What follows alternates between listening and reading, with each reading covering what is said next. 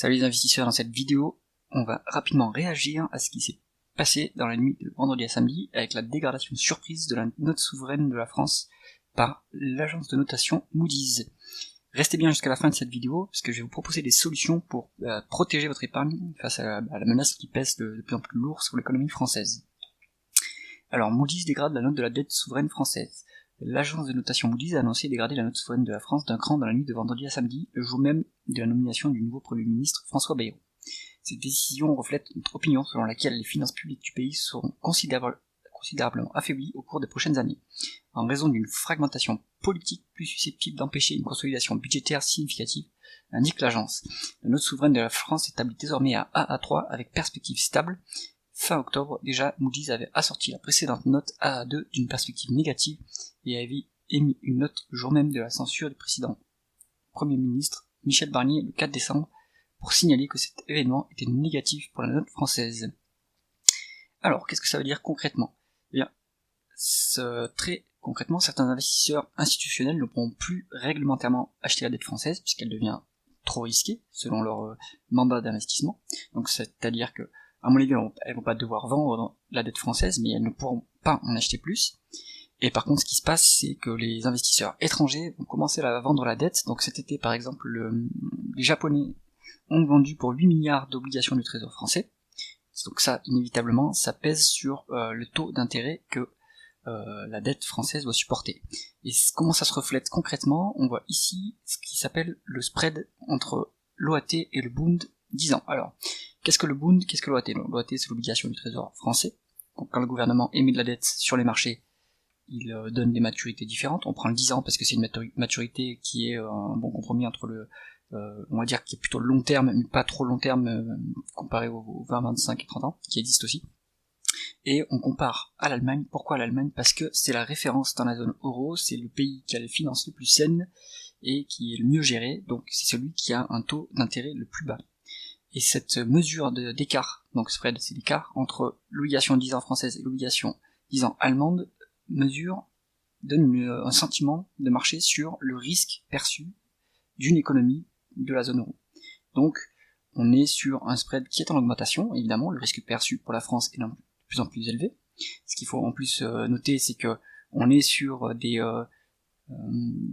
écarts de taux qui se rapprochent de ceux de la Grèce. Par exemple, la France, à 10 ans, s'endette plus cher que la Grèce à 10 ans, donc ça c'est déjà un signe d'inquiétude, puisque la Grèce c'est un pays sinistré, et on va bientôt se rapprocher de l'Italie à 10 ans, qui est le grand pays européen qui a le taux d'intérêt le plus élevé. Alors, qu'est-ce que ça a comme conséquence pour les ménages ? On va regarder ça. Donc, ici, cet article de l'IFRAP établit une corrélation statistique entre les taux d'intérêt des ménages et le taux d'intérêt de l'obligation à 10 ans français. Donc, qu'est-ce que ça veut dire ? Ça veut dire que le taux d'intérêt immobilier, par exemple, mais aussi les taux d'intérêt à la consommation, suivent les taux d'intérêt de l'obligation souveraine. Pourquoi ? Parce que c'est le taux qui est jugé sans risque, entre guillemets, pour une économie, puisque l'État, en définitive, va toujours pouvoir rembourser, puisqu'il peut imprimer de la monnaie pour rembourser. Ce qui est un peu moins vrai pour la zone euro, puisque la France s'endette en monnaie étrangère qui est l'euro. Ça veut dire que si les taux d'intérêt de l'obligation française augmentent, le taux d'intérêt des crédits immobiliers vont augmenter également. On voit ici ce graphique, on a une très bonne corrélation, elle est de 0,86, donc c'est assez significatif. Et en plus, on a une élasticité de 1,4, c'est-à-dire que si l'OAT monte de 1%, le taux de crédit immobilier monte de 1,4%. Donc ça va piquer sur les taux de crédit immobilier, sur le taux de crédit à la consommation, mais également sur le taux de crédit pour les entreprises qui ont besoin de s'endetter pour investir, et qui donc ne pourront plus s'endetter à un coût raisonnable, et donc ne vont plus trop investir, et pas d'investissement d'entreprise égale pas d'embauche, et donc hausse du chômage. Hausse des taux immobiliers égale aussi baisse de l'immobilier, évidemment, puisque le marché est complètement gelé, et les particuliers n'ont pas accès au crédit pour pouvoir s'acheter la maison de leurs rêves. Alors, une fois qu'on a dit ça, il reste un dernier impact, c'est sur la monnaie de la zone euro, donc l'euro, et donc il a déjà bien baissé, le marché a bien perçu le risque politique depuis septembre, et la dissolution. On a en plus la crise politique en Allemagne qui se rajoute, puisqu'en février il y aura peut-être une dissolution du Parlement allemand, il y a des nouvelles élections. Donc ça va peser sur l'euro également.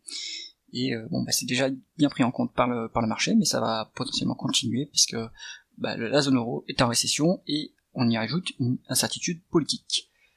Quelle solution facile pour votre épargne à mettre en place face à ce contexte? La première que je vous recommande, et que j'utilise personnellement, c'est pour votre épargne liquide, épargner en dollars américains.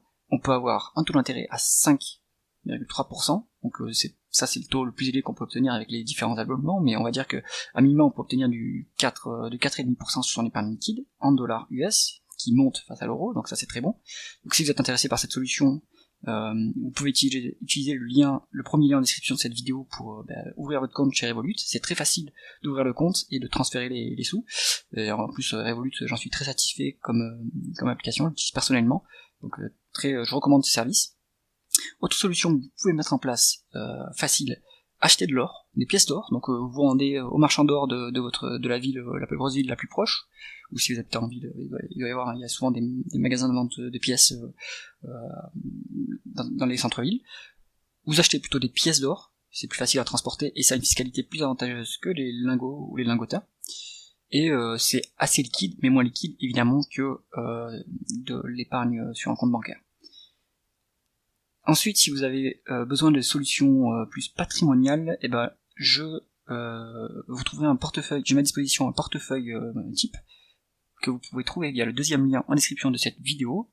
Ce portefeuille est adapté justement au contexte actuel et performe plutôt très correctement, hein. C'est le portefeuille que je suis pour mon épargne, donc évidemment j'en suis satisfait. Et si vous avez besoin d'aide pour passer en revue tous vos investissements et peut-être rationaliser votre épargne, je vous aide via le service de revue de portefeuille qui est accessible via le troisième lien en description de cette vidéo. C'est tout pour cette réaction à dégradation de la note souveraine française. Si vous avez aimé cette vidéo, mettez un pouce vers le haut et pensez à vous abonner à la chaîne. À bientôt.